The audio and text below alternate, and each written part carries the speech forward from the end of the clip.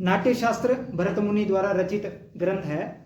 नाट्यशास्त्र को पंचम वेद भी कहा जाता है। पंचम वेद कहने का कारण यह है कि जिन लोगों के लिए वेद का ज्ञान उपलब्ध नहीं है उनके लिए ये नाट्यशास्त्र सरल रूप में उपलब्ध है।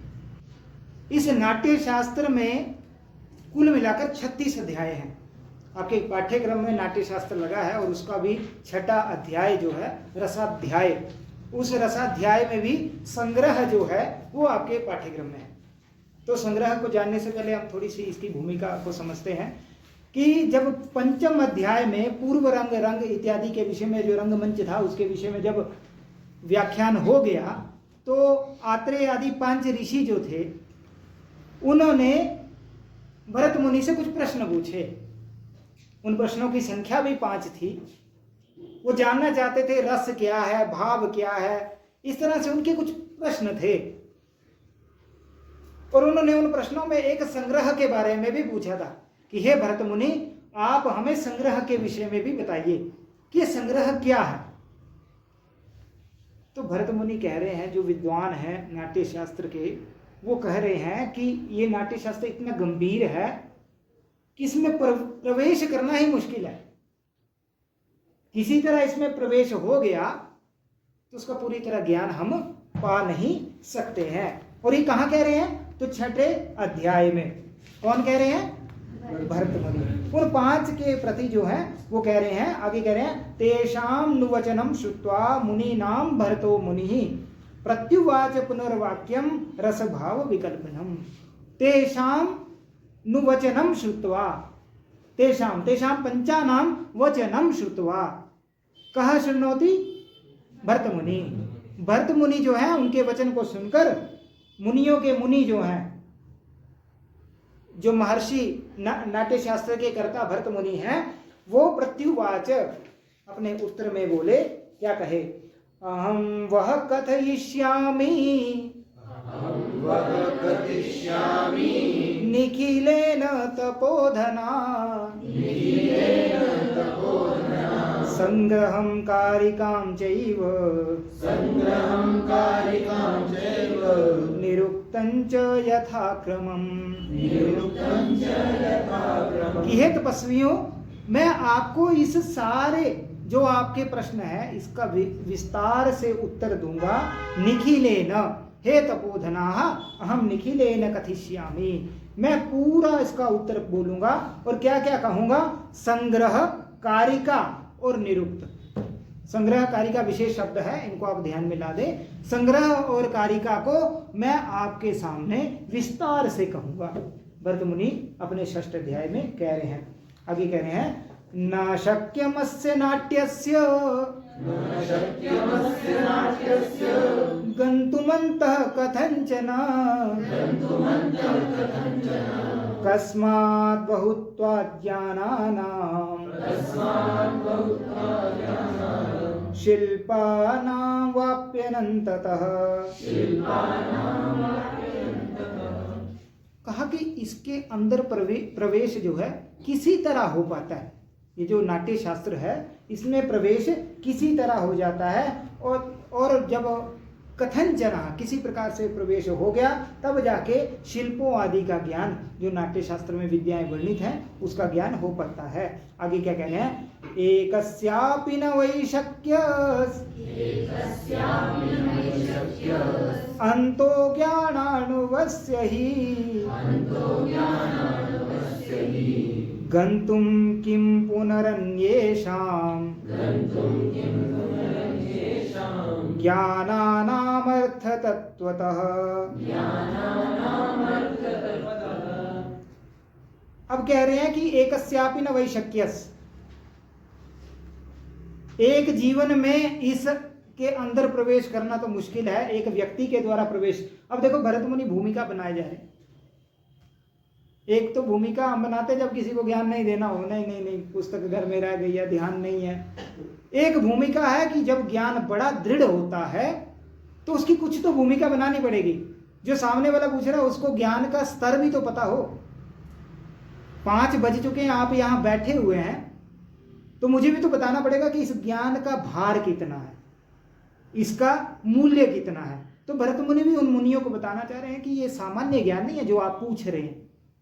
तो गंतुम किम पुनरिन्नेषाम ज्ञानानाम अर्थ तत्व, तो इनका अर्थ तत्व जानने के लिए इसमें प्रवेश करना, इस ज्ञान अर्णव में अर्थात ज्ञान रूपी समुद्र में प्रवेश करना सरल नहीं है।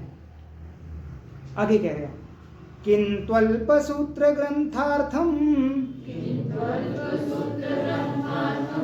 अनुमान प्रसाधकम नाट्यस्यास्य प्रवक्ष्यामि रसभावादि संग्रहम। किंतु यद्यपि वो बता रहे हैं कि बहुत डीप है, बहुत गहरा ज्ञान है जिसमें प्रवेश नहीं किया जा सकता, किंतु अल्प सूत्र ग्रंथार्थम, इसलिए जो नाट्य शास्त्र है इसको मैं जितना वो नॉलेज है इसको मैं कुछ अल्प शब्दों में या सूत्र रूप में, सूत्र आपने सूत्र व्याकरण के सूत्र पढ़े हैं, अगर सूत्र का शाब्दिक अर्थ बोले तो एक शॉर्ट में सार, तो ये कह रहे हैं कि मैं सूत्र रूप में ग्रंथार्थम, ये जो ग्रंथ का अर्थ है इसको मैं बड़ा शॉर्ट में आपको बता रहा हूं। आप ये मत समझे कि पूरा नाट्य शास्त्र आपको इसको 6ठे अध्याय में आपके जो प्रश्न है उनका पूरा उत्तर यही नाट्य शास्त्र है, ऐसा नहीं है। मैं आपको कुछ सूत्र रूप में अनुमान प्रसादकम, और ये जो बताने जा रहा हूं इससे आपको अनुमान लग जाएगा कि नाट्य शास्त्र कैसा होता है। बात समझ में आ रही है ना, कि ये नाट्य शास्त्र आपको सिर्फ ये जो मैं पढ़ा रहा हूं ये नाट्य शास्त्र का अनुमान करवाएगा कि ऐसा नाट्य शास्त्र होता है।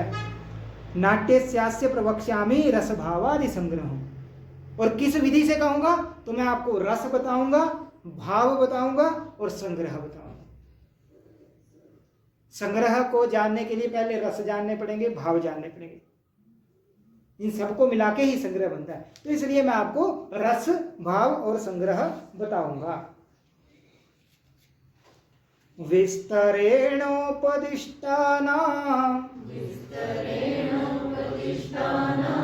अर्थानां सूत्रभाष्ययोः निबंधो यः समासेन संग्रहं तं विदुर्बुधाः।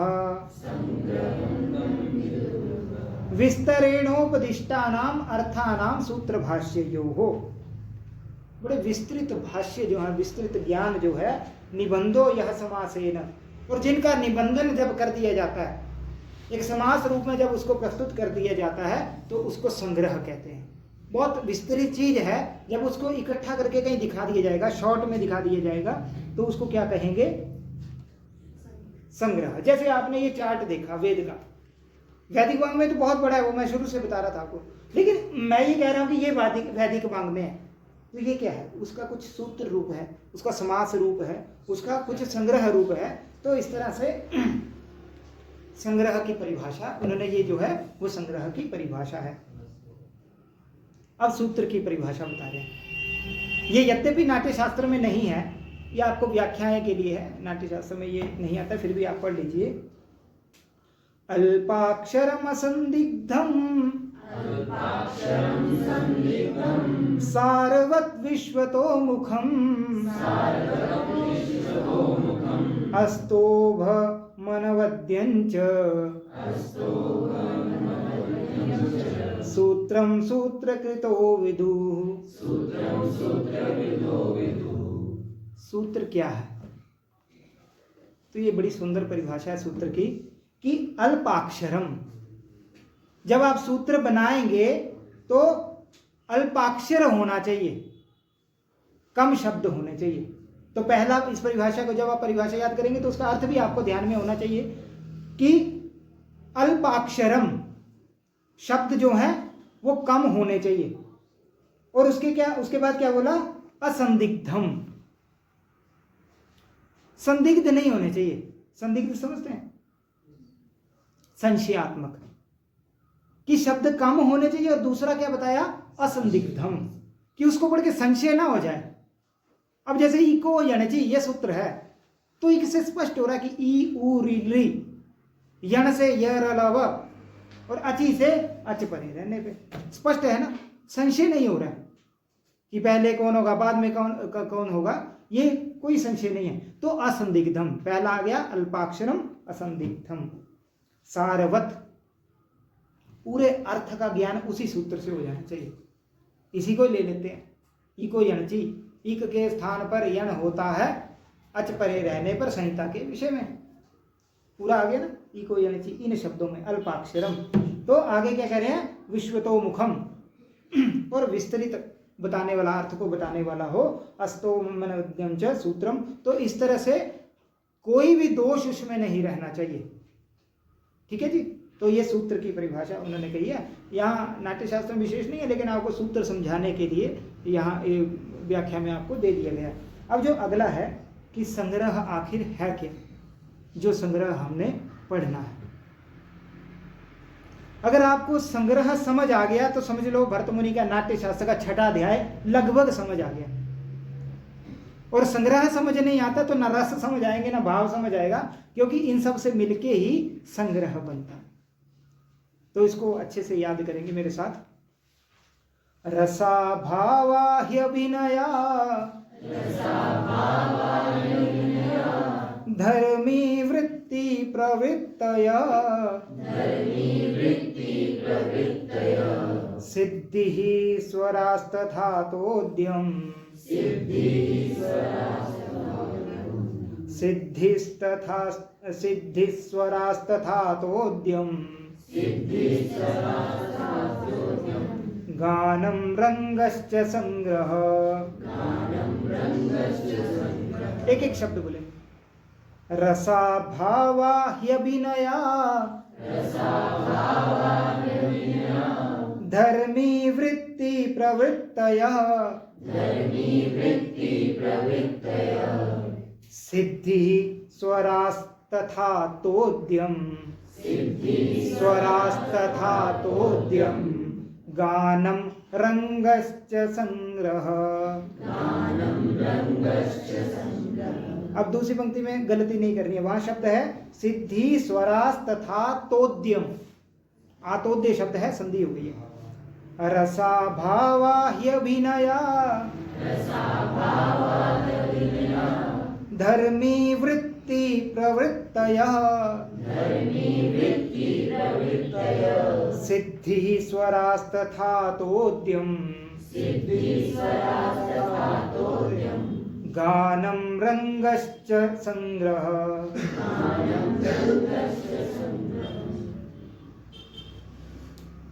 तो अब देखिए ये संग्रह बनता कैसे है, अर्थात इस संग्रह में कौन कौन से तत्व आते हैं। तो पहला है रस। पहला क्या है, रस। हाँ, रस के विषय में आगे बताएंगे ना, पहले बारी बारी सुनते जाओ है क्या। तो पहला आ गया रस, दूसरा आया भाव। देखो भाव होंगे तब रस का पता लगेगा, और भाव जो होते हैं व्यक्ति के अंदर रहते हैं, आगे बताएंगे। अगला है अभिनय, जिसको अंग्रेजी में एक्टिंग बोलते हैं। उसके आगे है धर्मी, तत्पश्चात वृत्ति, फिर आएगा प्रवृत्ति, फिर है सिद्धि, अग्रिम है स्वर। 7 स्वर है ना, सा रे गा मा, तो उनके नाम है, तो उन स्वरों के विषय में आप पढ़ेंगे। अगला है आतोद्य,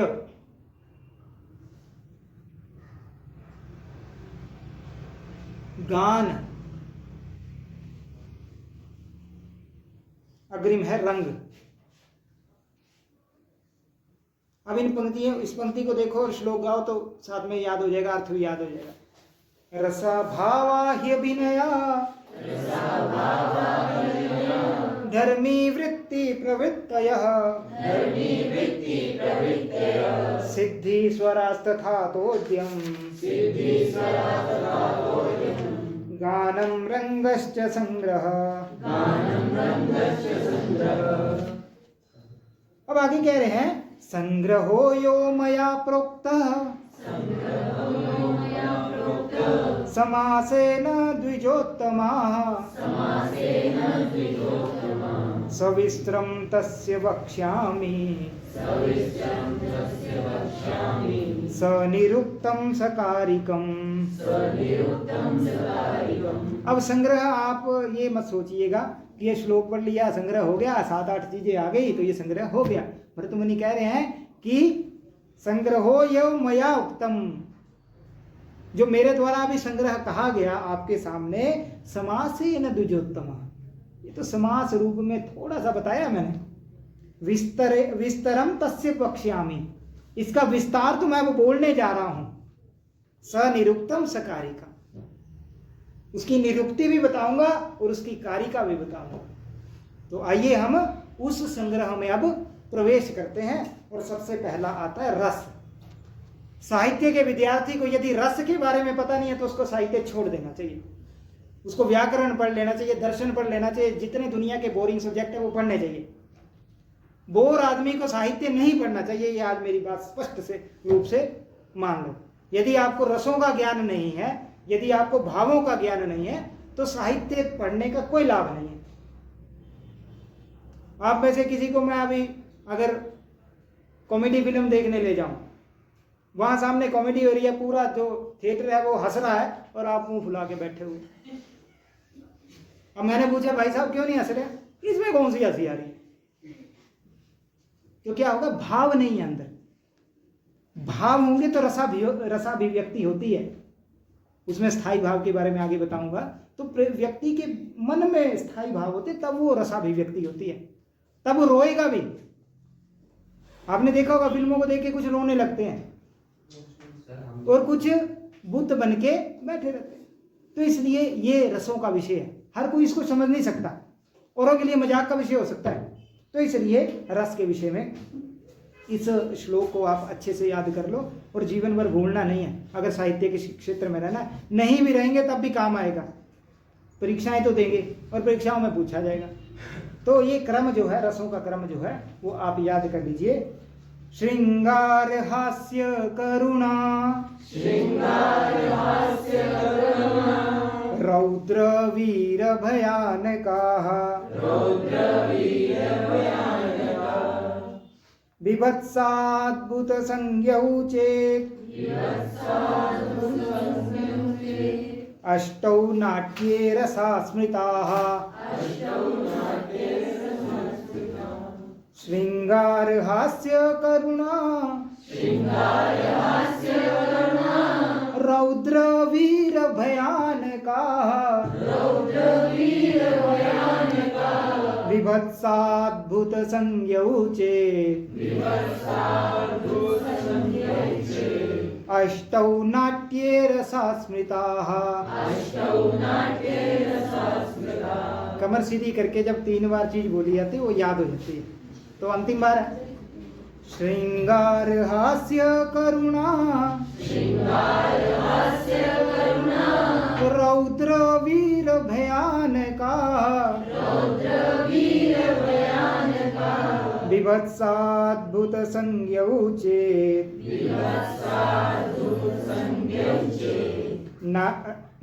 अष्टौ नाट्ये रसा स्मृताः। किसी को याद हो गया? एक बार अंतिम बार कर लेते हैं। श्रृंगार हास्य करुणा, रौद्र वीर भयानकाः, बिभत्साद्भुत संज्ञौ चेत्, अष्टौ नाट्ये रसा स्मृताः। हाँ, चांदनी हो गया। श्रृंगार हास्य करुणा, रौद्र वीर भयानकः, बिभत्साद्भुत संज्ञौ चेत्, अष्टौ नाट्ये रसा स्मृताः। अब तो लाइट भी आ गई आपका स्वागत करने के लिए। इसको याद हो गया? भारती याद करो, एक बार फिर पढ़ना पड़ेगा आंखें बंद करके। आगे बंद करो, कमर सीधी करो। श्रृंगार हास्य करुणा, रौद्र वीर भयानका, बिभत्साद्भुत संज्ञौचे, अष्टौ नाट्ये रसा स्मृताः।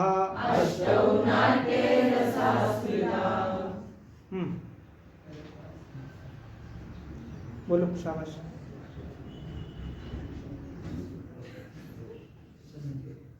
कौन बोल रहा है?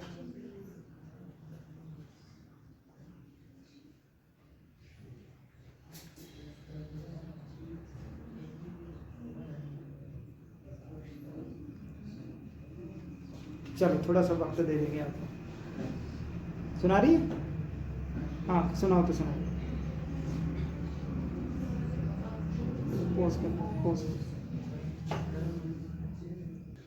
श्रृंगार हास्य करुणा, रौद्र वीर भयानका, विभत्स अद्भुत संज्ञौचे, अष्टौ नाट्ये रसा स्मृताः। तो यहाँ इसकी व्याख्या करने से पहले यहाँ एक पंक्ति आई है, संज्ञौ चेत अष्टौ नाट्ये रसा स्मृताः। यहाँ आपको थोड़ा सा संशय हो सकता है।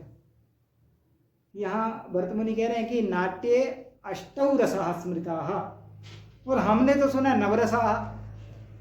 एक विचार आ सकता है कि रस तो 9 है, रस तो 6 भी हैं, दर्शन में 6 रस हैं, लेकिन वो स्वाद वाले हैं रस। कड़वा, मीठा, तिक्त, कटु, कषाय, लवण, ये 6 रस हैं। ये कौन से रस हो गए? ये दर्शन के रस। ऐसे रस साहित्य में भी हैं, वो 6 नहीं हो सकते। तो पहला तो ऑप्शन आ गया कि 8 तो पक्का है।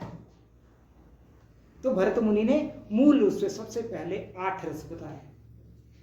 और साहित्य की सबसे बड़ी विशेषता यह कि यहां रिसर्च हुआ है, शोध हुआ है, आगे उस चीज को बढ़ाया है। तो फिर मम्मट कहते हैं कि शांतोपि नवमो रसः। कौन कहते हैं? मम्मट ने कौन सा ग्रंथ लिखा है? काव्यप्रकाश। वो कहते हैं शांतोपि नवमो रसः, कि 8 रस तो मैं मानता हूं, वो 8 रसों का उल्लेख करते हैं, लेकिन साथ में अपने नवम रस का भी उल्लेख करते हैं। और उसके बाद जो और आगे जाएं आप, तो विश्वनाथ और रस जोड़ देते हैं, वात्सल्य रस जोड़ देते हैं, उसका 11वां रस भी जुड़ता है, 12वां रस भी जुड़ता है। एक लंबी प्रक्रिया चलती रहती है। तो रस मूल रूप से भरत ने 8 बोले हैं। तो परीक्षा में यदि प्रश्न आएगा तो इसी तरह का आएगा कि भरत के नाट्य शास्त्र में कितने रस बताए गए हैं, या नाट्य शास्त्र के अनुसार कितने रस हैं। तो उन रसों में पहला है श्रृंगार, अगला है हास्य, उससे अगला करुण, रौद्र, वीर, भयानक, विभत्स, अद्भुत, बस। और इसको आपको क्रम से याद करना पड़ेगा। आप ये मत सोचिएगा कि मैंने 8 ही करने हैं याद। यदि 8 ही करने हैं, बिना श्लोक के भी कर सकते हैं कि विभत्स कर लिया, अद्भुत कर लिया, रौद्र कर लिया, वीर कर लिया। इससे क्रम बिगड़ेगा और आगे वाले जो है वो आपको याद नहीं होंगे। क्योंकि आप जब श्रृंगार, हास्य, करुण, रौद्र, वीर, भयानकः, विभत्साद्भुत, ये क्रम जब याद रखेंगे तो अगले जो इसके स्थायी भाव है वो भी इसी क्रम से दिए हैं। तो रस इस क्रम से याद होगा तो आपको उसका स्थायी भाव भी उसी क्रम से आपको याद करने में सरलता रहेगी। तो ये ध्यान में आ गया, श्रृंगार, हास्य, करुण, रौद्र, वीर, भयानकः, संज्ञौ चेत अष्टौ नाट्ये रसा स्मृताः। अब आगे कह रहे हैं कि आपने रस बता दिए, मैं ज्यादा विस्तार में नहीं जा रहा हूं इसके, तो अब इनके भावों के बारे में बताओ। तो बोला भाव जो है वो स्थायी भावों की बात करते हैं। स्थाई भाव। स्थाई क्या होता है? हाँ, जो स्थिर रहते हैं, जो बदलते नहीं है। तो मुनि कहते हैं कि रतिर्हासश्च शोकश्च क्रोधोत्साहो भयं तथा जुगुप्सा विस्मयश्चेति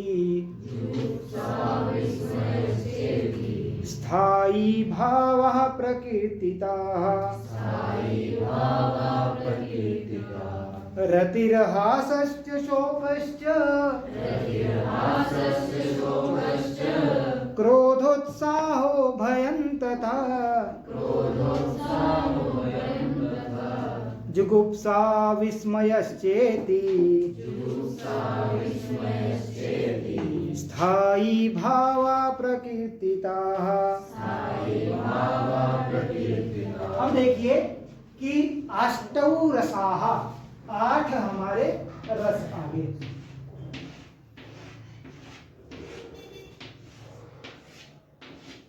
दिख रहे हैं सारे? एक बढ़ा दें, यहाँ पे बढ़ा देते हैं।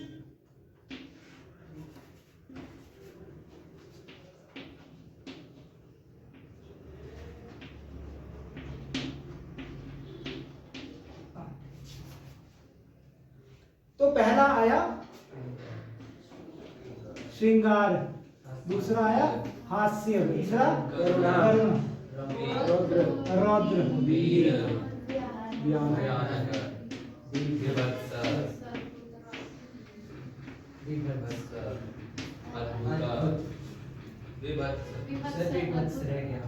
एक छूट गया ना, शिकार, हास्य, करुण, रौद्र, वीर, भयानक, विभत्स।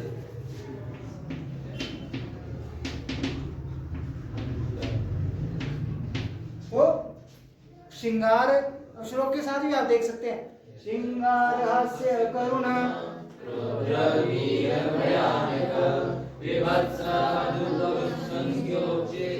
अष्टौ नाट्ये रसः। अब अगले श्लोक को भी इसके साथ जोड़ दो। अब धीरे धीरे ना हमारा टेबल बनता जाएगा, जैसे जैसे आगे जाएंगे तो हमारी आगे चीजें जुड़ती जाएंगी। तो यहाँ क्या है कि पहला आया रतिर्हासश्च शोकश्च,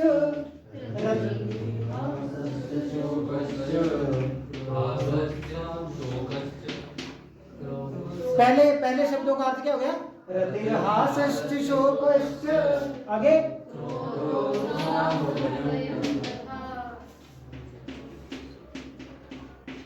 और भयम तथा, आगे जुगुप्सा विस्मयश्चेति स्थायी भावा प्रकीर्तिता। अब देखो कैसे श्लोक के माध्यम से आपको भरत मुनि कितनी सरलता से आपको ये रस भी समझा रहे हैं और रस के भाव भी समझा रहे हैं। और ये कौन से भाव है? तो ये है स्थायी भाव, और ये क्या है? तो रस। अष्टौ रसाः तेषां स्थायी भावाः।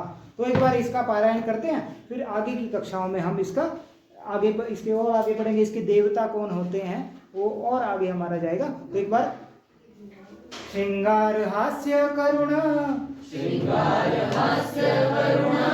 रौद्र वीर भयानका,